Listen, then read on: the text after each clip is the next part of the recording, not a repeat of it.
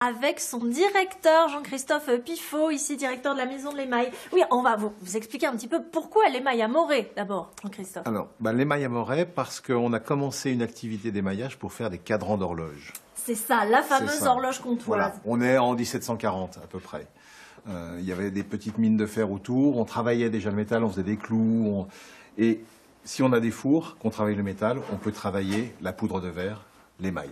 Alors on rentrera dans le détail de la technique tout à l'heure, mais là on comprend bien, ouais, ça nous parle, quoi, ces fameux cadrans. Mais alors il y a ce cœur aussi. Alors là, on va pas faire que des cadrans, on va utiliser cette technique pour faire beaucoup de choses. Et l'art funéraire va fonctionner merveilleusement bien, parce que c'est dans 100 ans, cette plaque elle a plus de 100 ans, Ouais. c'est toujours là.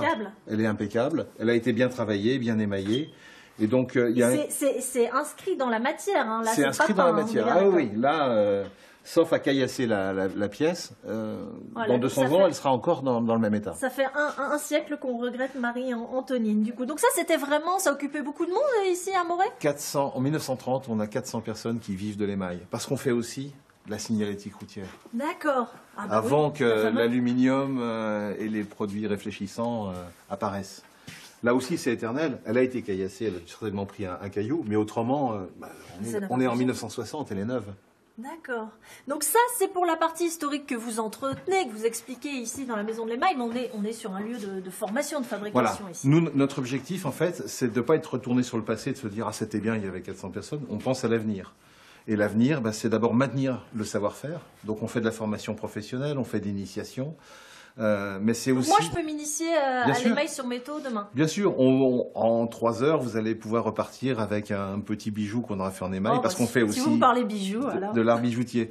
Mais c'est aussi transmettre auprès de personnes qui sont importantes pour nous, qui sont par exemple les designers. Donc, alors, on peut faire, par exemple, des produits qui sont faits à l'heure actuelle. Là, on est vraiment sur des technologies absolument étonnantes. On est proche de l'imprimerie, en fait, à ce niveau-là. On a Albert aussi en grand format. Albert Einstein, là. Absolument.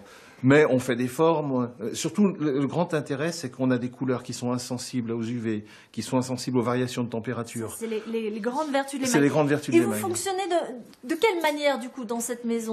Alors, on a 3 activités. De la formation, donc on a un grand atelier que vous découvrirez. C'est coopératif? Oui.